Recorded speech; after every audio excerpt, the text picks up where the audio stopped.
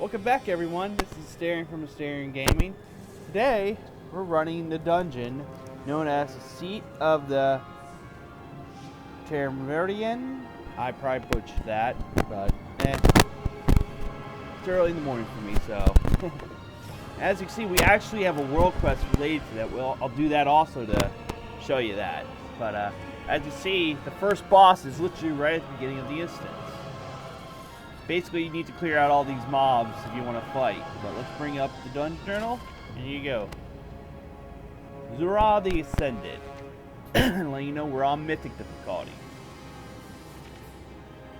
Now here we go, Zura the Descended.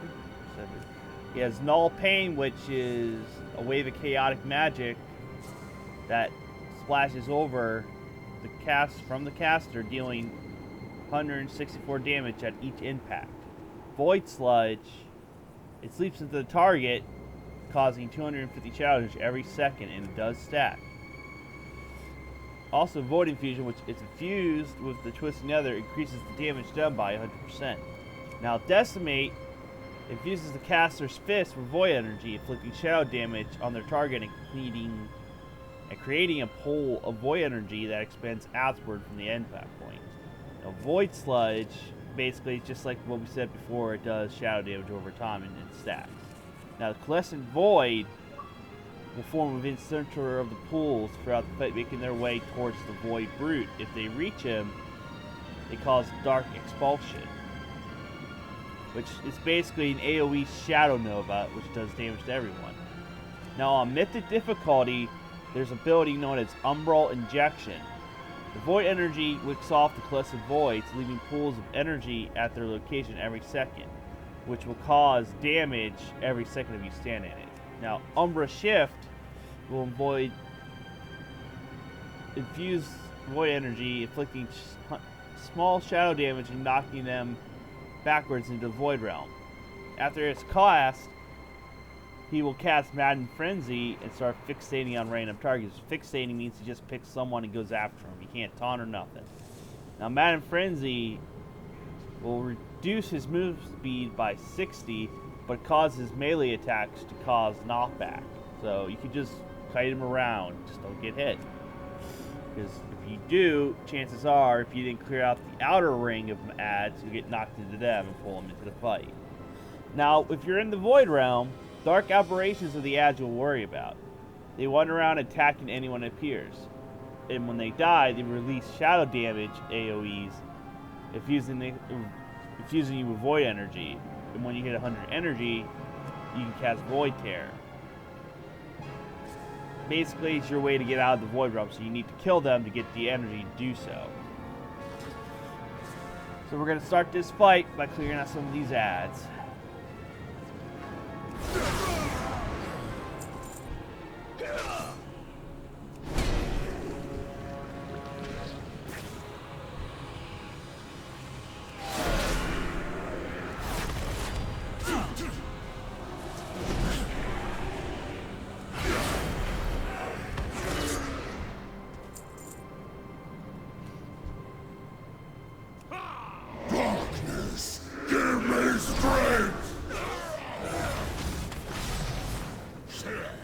Do a little slow DPS, see if I can trigger some of his abilities.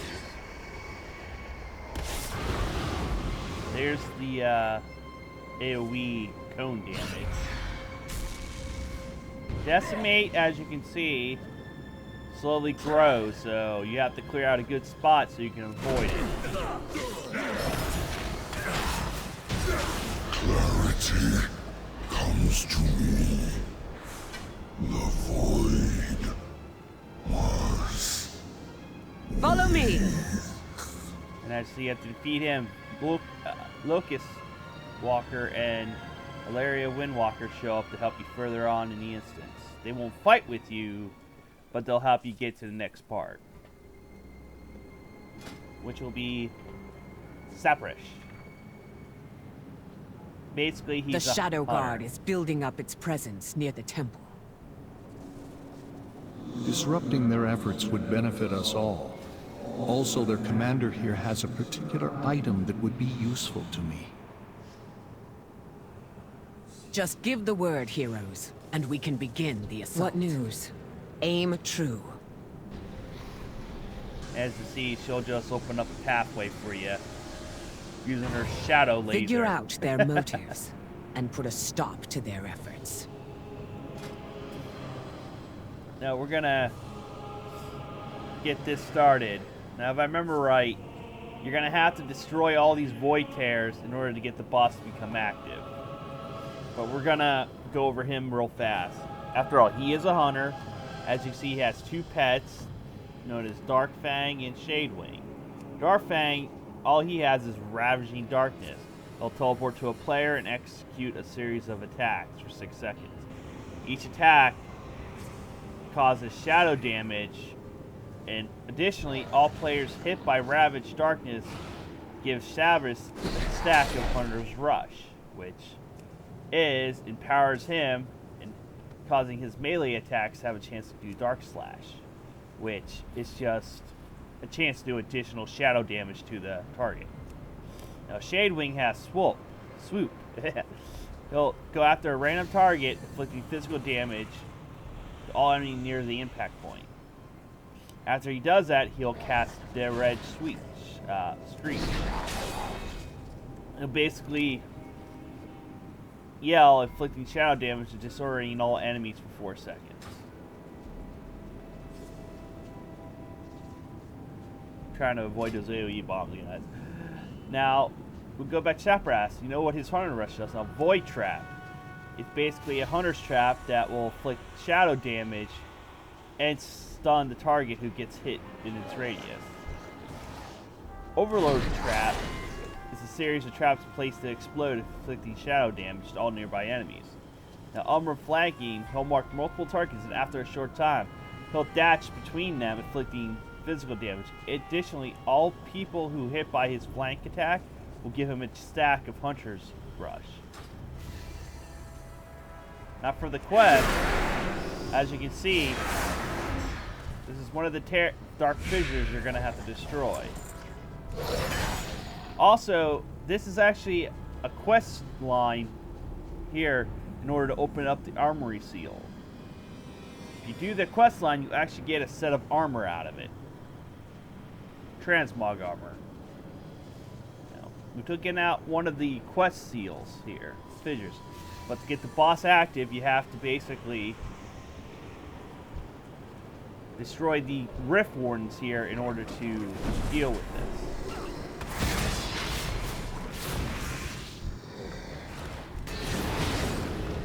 We will not be pushed out!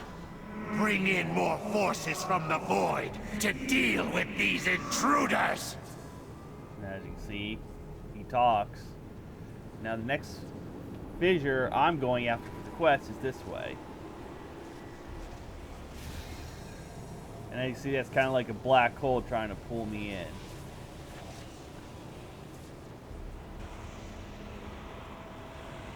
And you see, I get growing pressure while I'm standing in the center there.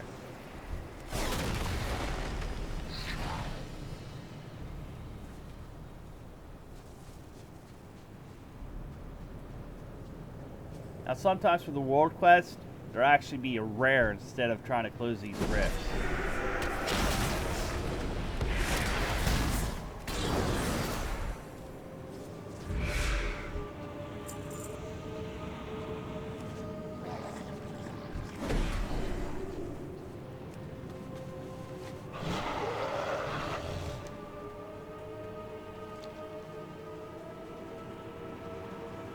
Looking at the fissures would actually help me in the long run. That way I know where I'm running to.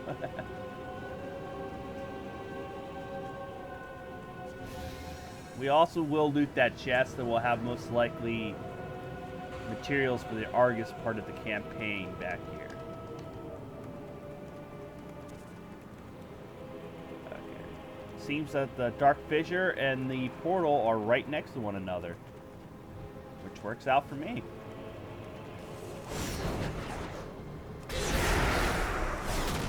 I need a target.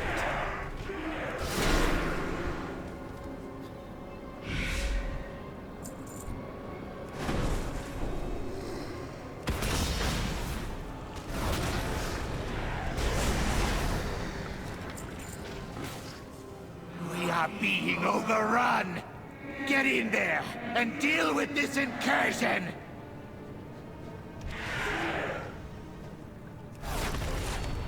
I need And to as you target see, there something are first. rogue-type enemies here that do have stealth, so just be aware they can pop up anywhere.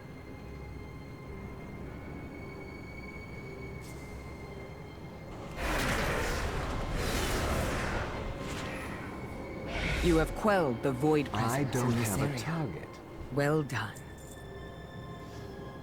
Now, the final part of this quest is just to take out the last boss. And our next portal that we need to get this boss active, I believe this should be the last one I need to open, or I mean close, and to get the boss to spawn. I'm out of range. I need to target something It first. seems this nuisance requires a more personal touch. I shall handle you myself. And see, there he is coming out of a void portal himself. Basically, this part just involves you killing a lot of ads, more or less. Having to destroy these void portals in order to get him just to spawn. So, Our efforts will not be interrupted. I did not foresee this. and as you see, he drops Thank you for an item. removing the obstacles between me and this staff, heroes. Yes, this will do nicely. You'll find their viceroy near the entrance to the temple, feebly trying to break in.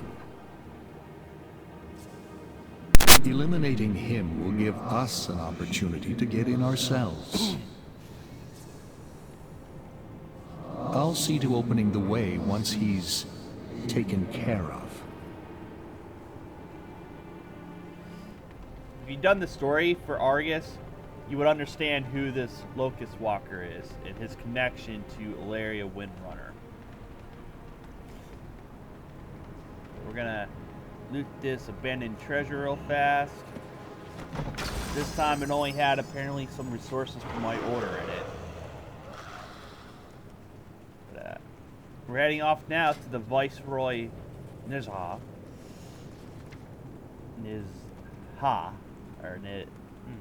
Or Nizar. I can't say the word.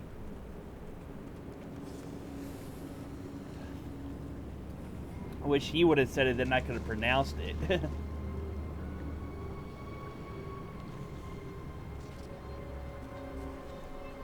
Enizar.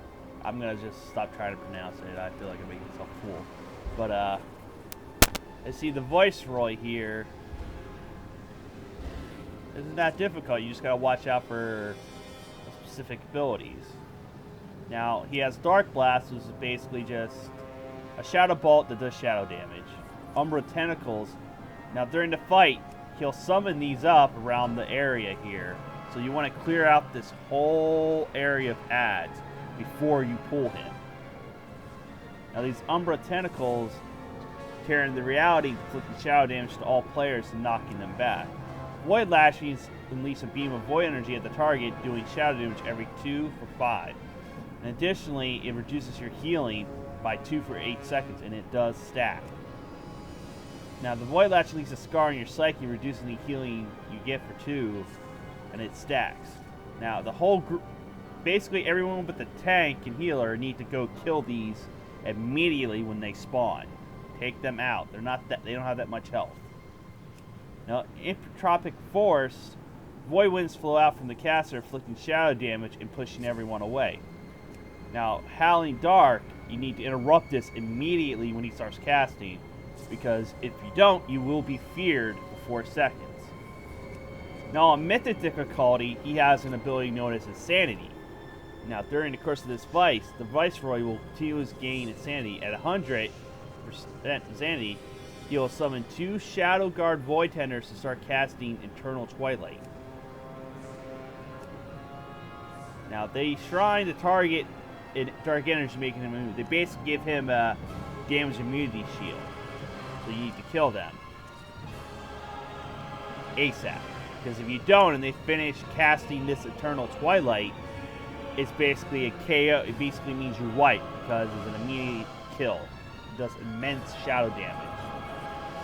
Now the collapsing void, at the start of this fight, he leaves a ring of void energy coalescing around him, which collapses inward.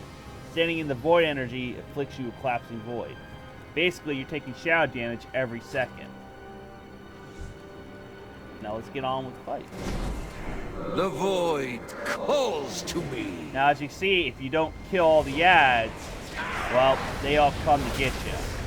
Now, here's the here's the void energy I was just talking about here. It's too far away.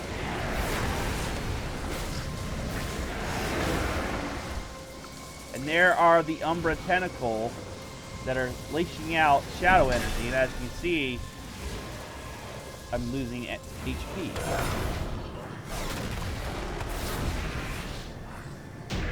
My death cannot stop it.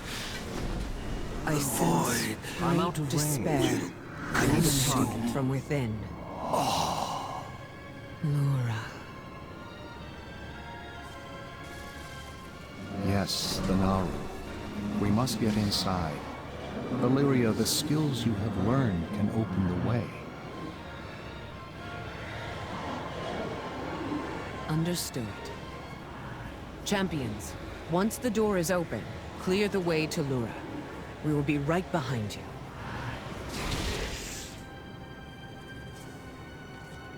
The way is open. Hurry, heroes.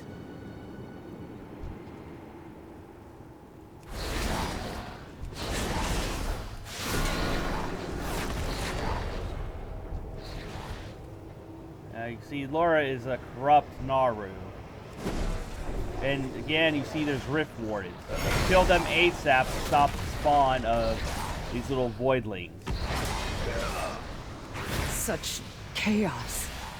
Such anguish. I have never sensed anything like it before. It is rare that a Naru falls into void this way. The few cases I know of have occurred when mortals were involved. What fascinating implications. Such musings can wait, though. This entity must die. Lucas Walker is always kind of cool in my book. He's like, well, doesn't matter, let's kill it. Now you can see, as I said, Laura is a void Naru now, fell into it. And during this fight, Ilaria Windrunner will lend a hand, but there's also Azul spawn. Now for Laura here, the Call of the Void, she'll open up a portal of the void, opening series of them. Once open, it begins draining energy from the portals to start channeling Naru's lament. Each portal has a greater rift warning to stabilize it, and it continues to summon wandering voids at set intervals.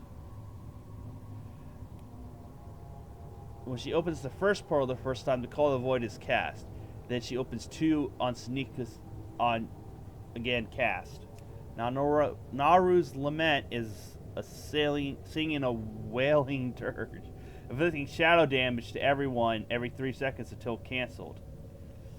Additionally, she'll cast Growing Darkness every 2 seconds, which she'll gain energy from the void, increasing her damage done by 1 bar every 2 seconds as it stacks. She also has a Void Blast, which is a Shadow Bolt more or less, dealing shadow damage and an additional shadow damage done every second for 5. Now, Final Dirge, once she's been severed from all available portals, she'll enter the fight, becoming mobile and capable of attacking the players directly. She'll continue to cast Naru's Lament and Void Blast, but also gains Umbral Candace. Now, on Mythic, she has an additional ability. Now, the Umbral Candace, she releases all the pent-up void energy in all directions, inflicting shadow damage to everyone. Now, since it's Mythic, she has Grand Shift.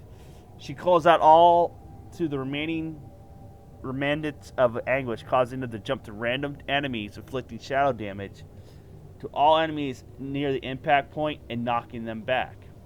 Now, the greater Rift Wardens are the ones you want to focus down to close the portals. The ads go down pretty fast, but focus on the Wardens first before you go after the ads of the Waiting Void. The Wardens have a void bound, which keeps them bound to the portal. Kill them, portal goes by. Now they have a Fragment of Despair, which hurls a bolt of shadow energy at random locations, inflicts shadow damage to anyone within that location. If no one's hit, though, it inflicts massive damage to all players, so someone actually has to take that hit. Shadow Shock is just basically instant shadow damage done to them. Now Ilaria starts helping out, and she appears at the beginning of the fight, casting Voice Over at any unprotected portal. She basically, you kill the Rift Warden, she'll drain the portal, severing its connection to the Naru and closing it. And once she gets to max energy, she can destroy the shield supposedly this one gets. As you can see, immune to damage. So you need Ilaria to get built up in order to... Seize the power of the portals, Illyria. It can become your weapon. Look out! As you see, she Void Blast in order to knock down the shield, and from the backlash, the Lorana will take additional 200 damage. And there's a cutscene.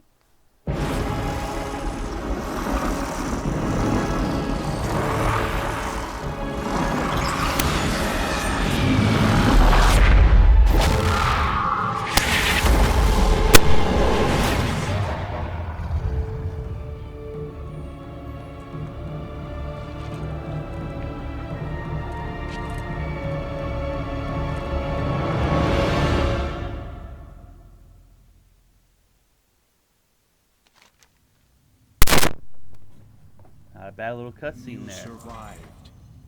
Interesting. How do you feel? The voices are louder now, more insistent, but they do not control me.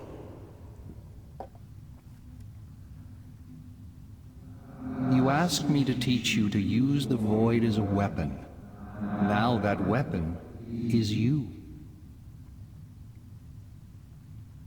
It seems my training is complete. Let's not get ahead of ourselves. We need to test the limits of this newfound power. Come. And this basically is how you see that this is the story of how the Void Elves start, as Ilaria is the leader of them. But that, guys, has been the seed of the Triumvirate. This has been Asterion from Asterion Gaming, asking you to hit that subscribe and like button. Also go over and check out my Twitch channel. We try to stream 5 out of the 7 days of the week. But until then, I get to see you guys in the next video.